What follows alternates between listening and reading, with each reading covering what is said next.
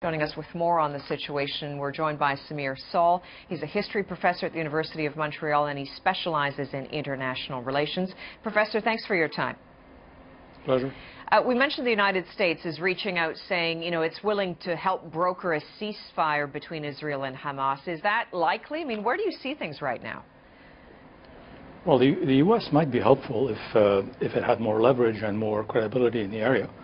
But it seems that the Israeli leadership wants this to be an extended affair, wants this attack on Gaza to extend over a certain period of time anyway, probably to weaken the Palestinians as much as possible. So Obama did well to volunteer, but I don't think he will have much influence at this point anyway. So why does Israel see no value in that U.S. offer? Israel is on a campaign here to weaken the Palestinians by taking advantage of the chaos in the Middle East, chaos in Syria, chaos in northern Iraq, as an attempt to profit from this, benefit from the situation. When you say weaken the Palestinians, can you define that, Professor? What are you talking about? So you're saying the immediate concern is not these longer range rockets that are continually being fired in Israel. The concern for them is what, according to you? Well, the attempt here is to try to break the unity of the Palestinians, because in the last few weeks, unity government has been formed between Hamas and the Palestinian Authority, which Israel doesn't like at all.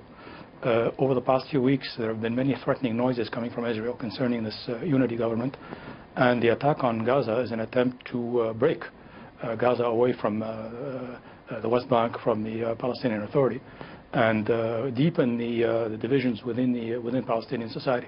It's a standard Israeli policy to maintain and promote division within Palestinian ranks. All right, so you believe the real threat is not these rockets on the Israeli side, it is that unity government. If that's in fact the case, would the international community not have a greater role to play in this, right? I mean, many, as you know, are committed to a two-state solution with regards to the Middle East.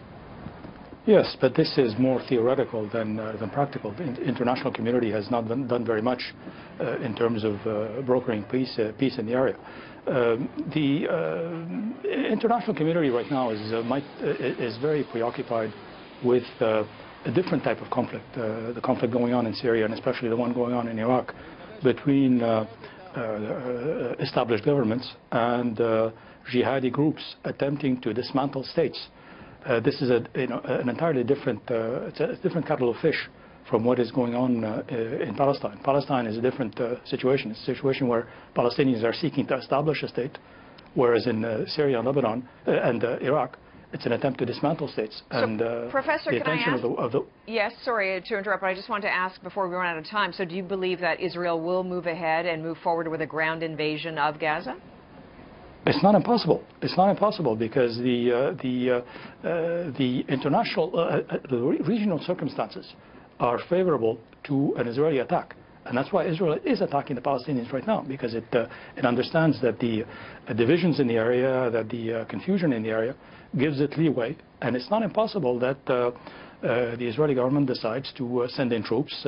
It will be mayhem for the Palestinians, and there will be Israeli losses. But anything is possible in these present chaotic circumstances in the Middle East. Okay, we will keep watching. Professor, we appreciate your time. Thank you. It's my pleasure.